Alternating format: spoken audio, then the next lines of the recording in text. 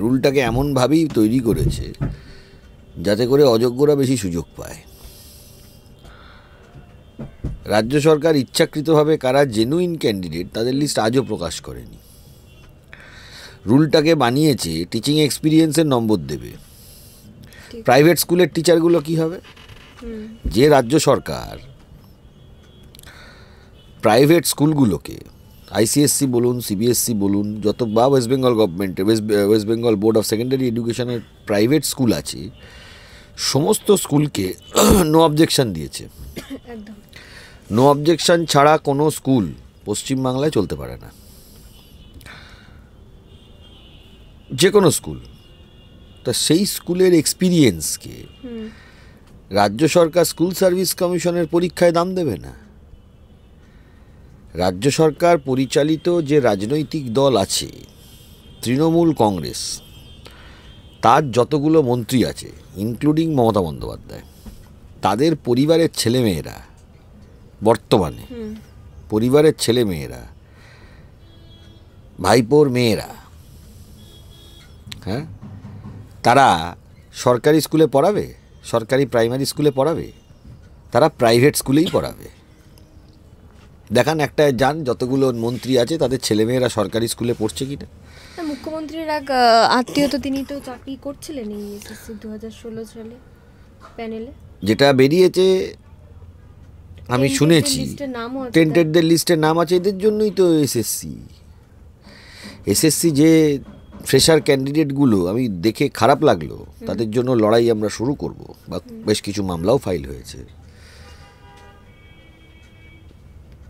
50-এর ওপর, 45-এর ওপর, 60-এর কাছাকাছি নম্বর, কেউ 60ও পেয়েছে, তারা ইন্টারভিউতে ডাক পায়নি।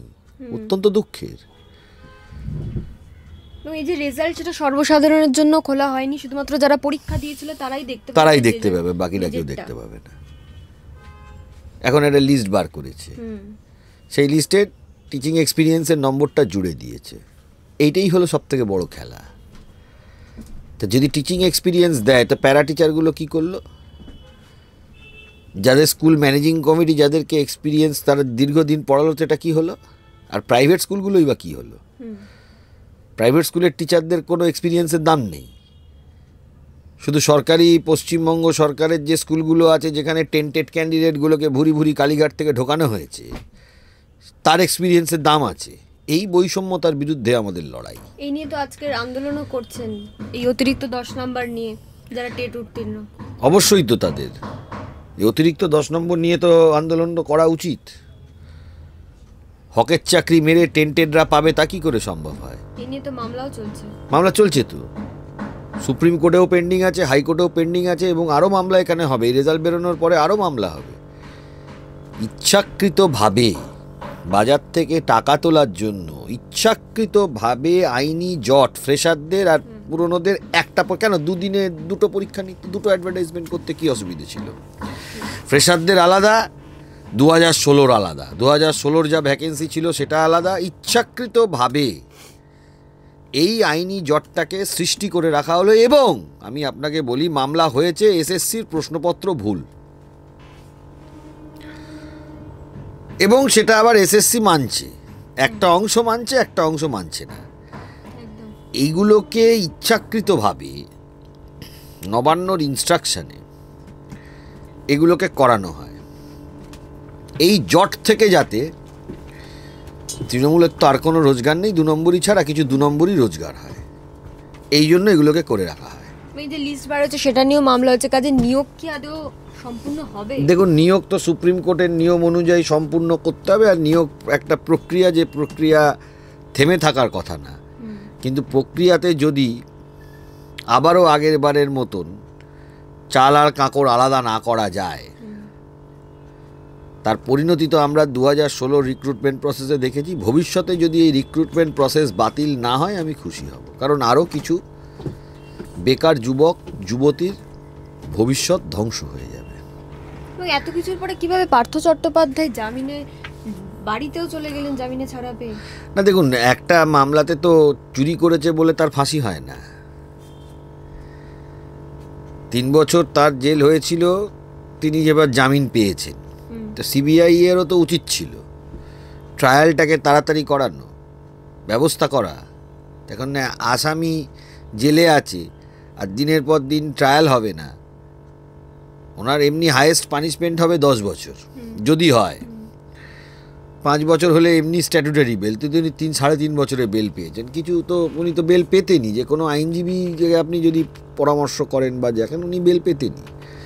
চুরির কেসে তো আপনি তাকে, কারণ কি দেখুন, যা একটা পার্থ চট্টোপাধ্যায়ের একটা এক্সাম্পল থেকে একটা জিনিস বুঝতে হবে, আপনার পকেটে যদি 50,000 টাকা থাকে, তার থেকে যদি 50 টাকা আপনার পড়ে যায়, আপনি গুরুত্ব দেবেন না। এবার এই 50,000-এর সাথে কোটি করে দিন, 50,000 কোটি যার কাছে আছে তার যদি 50 কোটি পড়ে যায়, এই যে পার্থ চট্টোপাধ্যায়ের বান্ধবীর বাড়ির থেকে 50 কোটি টাকা পাওয়া গেছে, তার কিছু যায় আসে? স্বাভাবিক ব্যাপার, তাদের কাছে টাকাটা কোনো ফ্যাক্টর না। আমি বললাম একটা এক্সাম্পল, আপনার পকেটে যদি 50,000 টাকা থাকে, তার থেকে 50 টাকা পড়ে যায়, আপনার কিছু যায় আসে না। এবং জেল থেকে বেরিয়ে তিনি নিজেকে নিরাপরাধ বলছেন সংবাদ মাধ্যমের সামনে। পৃথিবীতে কোনো অপরাধী নিজেকে অপরাধী বলেছে বলে অন্তত বিচার প্রমাণ হয়ে গেল যে তিনি নির্দোষ। না, পৃথিবীতে কোনো অপরাধী আজ পর্যন্ত নিজেকে অপরাধী বলে বলেছে বলে অন্তত আমি মনে করি না। বিচার ব্যবস্থায় এতদিন কাজ করে, আদালতে মামলা করে, আমি অন্তত কোনোদিন পাইনি আমার জীবনে যে কোনো অপরাধী, যারা প্রকৃত অপরাধী, তারা প্রফেশনাল অপরাধী, যারা তৃণমূল, যারা তারা হলো প্রফেশনাল ক্রিমিনাল, তারা কখনোই বলবে না যে আমি দোষী বললে তো এখানেই শেষ হয়ে গেল। তিনি বলছেন যে এটা প্রমাণিত হয়ে গেল যে তিনি নির্দোষ। হ্যাঁ, বেল পেয়ে প্রমাণিত হলো, সেটা তো তৃণমূল যারা তারাই বলবে না। বেল পেয়ে নির্দোষ প্রমাণ হলো, 26,000টা গেল, সেটার দায়িত্বটা পার্থ চট্টোপাধ্যায় মন্ত্রী হিসাবে নেবেন না। বাংলায় হাহাকার পড়ে গেল, সেটা তিনি নেবেন না। এবং জেল থেকে বেরিয়ে বাড়িতে গিয়ে তিনি বান্ধবীদের নিয়ে চর্চা করছেন সংবাদ মাধ্যমে। দেখুন, বান্ধবীদের নিয়ে কি চর্চা করছেন সংবাদ মাধ্যমে, সেটা বড় কথা নয়। বড় কথা হলো এই হাঁটুর বয়সী মেয়েগুলো, অল্প বয়সী মেয়েগুলোকে ভুল পথে চালিত করে নিজেদের কেরিয়ার, নিজেদের জীবন ধ্বংস করিয়ে দিতে এরা চেয়েছে। কারণ এদের মধ্যে 2-1 যদি কিছু রোজগারপাতি করতে পারে ভালো, বাকিদের তো জীবনই শেষ হয়ে যাবে, তাই না? পার্থ চট্টোপাধ্যায়ের পকেট থেকে, আমি যে বই একটা এক্সাম্পল দিলাম, 50,000 টাকা থেকে যদি কারোর পকেট থেকে 50 টাকা পড়ে যায়, তার যেমন কিছু যায় আসে না। 5,000 কোটি টাকার থেকে যদি, এবার কোটি সঙ্গে জুড়ে দিন, 5,000 কোটি টাকা থেকে যদি 50 কোটি পড়ে যায়, তাদের কিছু যায় আসে না। এবং তিনি বেরিয়ে মুখ্যমন্ত্রীকে চিঠি লিখেছেন যে ওনার থেকে বড় বড় চুরি যারা করছেন তাদেরকে সাসপেন্ড করা হয়নি, তাহলে পার্থ চট্টোপাধ্যায়কে কেন সাসপেন্ড করা হলো? গোটা তৃণমূল দলটাই তো চোর। আমরা তৃণমূল দলটার বিরুদ্ধে, তৃণমূল দলটাকে পশ্চিমবাংলা থেকেই তাড়াতে চাইছি। ওরা বাকিদের কি করবে না করবে, সে তৃণমূল চোরে নিজেদের মধ্যে ঝামেলা, নিজেদের মধ্যে ঝামেলা। এ ওর টাকা মেরে দিয়ে চলে গেল, ওর টাকা মেরে দিয়ে চলে গেল। যার টাকা আছে সে মারার কথা ভাববে, যার টাকা নেই সে মারার কথা ভাববে। এরপরেও তিনি ভোটের টিকিট পাবে শোনা যাচ্ছে 2026-এ। তৃণমূলে তো যারা চোর গুন্ডা, রেপিস্ট, এরাই টিকিট পায়। আপনি দেখুন না, আপনার রাজ্যের যিনি নেতা, আমার রাজ্যের যিনি নেতা, কে পার্থ চ্যাটার্জি, কে জ্যোতিপ্রিয় বালু, কে অরূপ রায়, কে অনুব্রত মণ্ডল, এগুলো হলো এক একটা নেতাদের ক্যারেক্টার। এগুলো হলো পরপর আমাদের, এদের মাথাকে মুখ্যমন্ত্রী মমতা বন্দ্যোপাধ্যায়, তো এদের এই যতগুলো আছে তো প্রত্যেকগুলো হ্যাবিচুয়াল অফেন্ডার। এগুলো কোনো রাজনৈতিক ব্যাপার, এরা বেসিক্যালি হ্যাবিচুয়াল অফেন্ডার। যারা চিটার হয়, যেমন দেখবেন আপনি, সাধারণ মানুষ, গরিব মানুষ, তারা পোস্ট অফিস বা ব্যাংকে টাকা ইনভেস্ট না করে সারদা চিটফান্ডগুলোতে ইনভেস্ট করেছে। কারণ যে চিটারগুলো, তারা এটা কিন্তু খুব ভালো জানে, তাদেরকে বুঝিয়ে ওইখানে ইনভেস্ট করিয়েছে। আর তারা খুব ভালো করে আপনাকে স্টাডি করে বাড়িতে এসে আপনার থেকে নিয়ে যাবে। ব্যাংকে করতে গেলে আপনাকে ব্যাংকে লাইন দিয়ে গিয়ে ফিক্সড ডিপোজিট করতে হবে, তাতে আপনার ইন্টারেস্ট নেই। বাড়িতে চলে এই যে ফেসিলিটিটা তৈরি করে, এরা কিন্তু মানুষের এই অ্যাক্টিভিটিগুলো খুব ভালো করে জানে। যেমন দেখবেন, যারা সিনিয়র সিটিজেন আছে আমাদের সোসাইটিতে, তারা অনেক সময়তে সাইবার ফ্রডের শিকার হন। ফোন করে পাট করে বাড়িতে বললো যে আপনি আপনার ডেবিট কার্ডের পাসওয়ার্ডটা দিন বা পেছনে সিভিভি নাম্বারটা দিন। যিনি জানেন না তিনি হয়তো বলে দিল যে আমি অমুক জায়গা থেকে ফোন করছি, সিবিআই থেকে ফোন করছি, কি ইডি থেকে ফোন করছি, বা এখান থেকে ফোন করছি, পুলিশ থেকে বলছি, ভয়ে দিয়ে দিল, হয়ে গেল। যারা এইটা নিয়ে মানে সারাক্ষণ মাথার মধ্যে কি করে চিটিংবাজিটা করব এইটা মাথার মধ্যে যাদের ঘোরে তাদেরকে আপনি কি বলবেন? পুরো সরকারটাই তো তাই। উত্তরবঙ্গে চলে যান উদয়নগুলো, একটা লোকের মধ্যে থেকে কোনো সাংস্কৃতিক কথা, কোনো ভদ্র কথা তো আপনি পাবেন না। আইদার হুমকি দিচ্ছে অথবা মারছে অথবা এই ধরনের কাজ পাবেন। তো তাদের সাথে ভদ্রভাবে কথা বলা হবে কেন? তাদের সাথে ভদ্রভাবে কথা বলি না। কিন্তু এই যে রাজ্য সরকারের এত দুর্নীতির বিরুদ্ধে আপনারা আইনজীবীরা লড়ছেন, কিন্তু তারপরেও তো 26শে বিধানসভা নির্বাচন হবে, মুখ্যমন্ত্রী হিসেবে মমতা বন্দ্যোপাধ্যায় জিতে আসবে, তার দলেরই লোকজন এই কথা বারবার বলছে। হ্যাঁ, সেইটা দেখুন, কে জিতবে হারবে আগে থেকে এইসব প্রেডিক্ট করাটা সঠিক জিনিস নয়। এটা একটা বিষয়। এত বড় বড় কথা বলেও তো তৃণমূল 50% ভোট পায় না, 40 থেকে 45-46% ভোট পায়। 2-4% ভোট এদিক ওদিক হয়ে গেলে চেয়ারটাও হরকেই যাবে। আর তখন এই চোর ছাঁচরগুলোকে আপনারা দেখতে পাবেন। এটা হলো প্রথম। তারা কনফিডেন্ট না, তারা কনফিডেন্ট, কারণটা তাদের কনফিডেন্সের কারণ আছে। আর বিরোধীদের জায়গার থেকেও একটা সমস্যা আছে যেখানে বিরোধীরা পিছিয়ে, সেটা হলো এই মাসেল পাওয়ার আর মানি পাওয়ার। এটাতে পশ্চিমবাংলার যত বিরোধী আছে এরা পিছিয়ে।